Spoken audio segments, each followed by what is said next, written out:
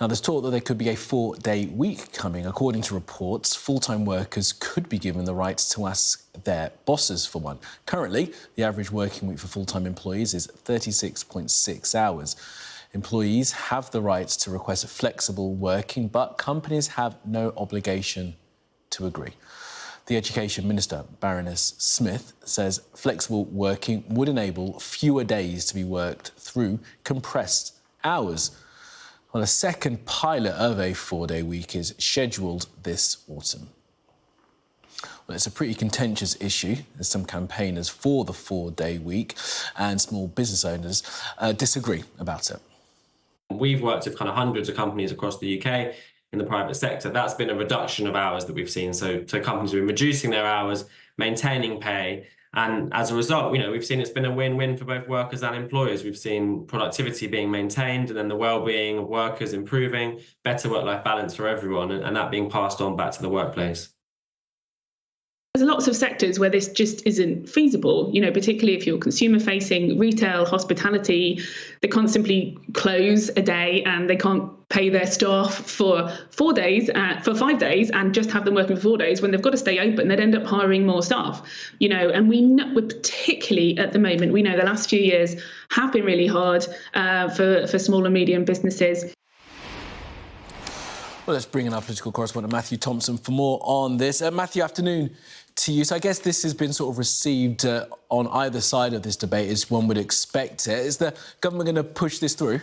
Well, look, I think the first thing we have to do is take a slight step back from the heated row. It's always sensible as a first start, and establish exactly what we mean by a 4-day working week. So in its purest form, it is as it sounds. It is working 4 days, working less time, freeing up more time for life outside of work. But that's actually not strictly what Labour are now talking about doing. And today, the Business Department has pushed back quite strongly against any sense, as has been reported in some of the newspapers, for example, that the government is somehow keen to impose a 4-day working week on employers. Actually, the change that they're talking about is quite subtle by comparison. It's always in the nuance, isn't it? What they want to do, and you alluded to it there in your introduction, is it's more about flexible working and actually giving people the right to ask for flexible working conditions, including that key word that you mentioned in the introduction, compressed hours. So doing the same amount of work, but just doing it in less time. And so at the moment, as you say, workers have the right to request flexible working, but employers don't have to comply. So one of the things Labour says it wants to do is place more of an obligation on employers who will have to listen to demands for flexible working, but don't necessarily have to comply if, and this is Labour's key phrase, it's not reasonably feasible to do so. So this is what I mean about the nuance. Frankly, though, having said all of that, until the legislation is published, it's very difficult to know exactly how that's going to work in practice. So we will get something in the next 100 days or so. Labour have committed to do it, but actually getting into the weeds is difficult without seeing what they're putting down on paper.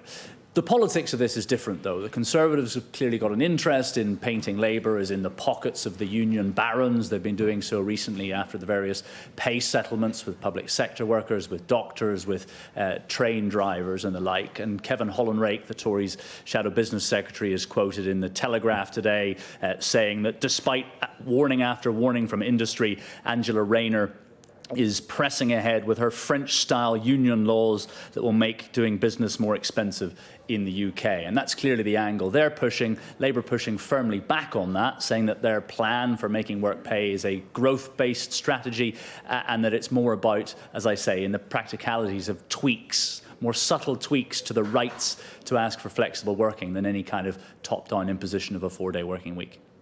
All right, Matthew, for now in Westminster, clearing that up. Thank you.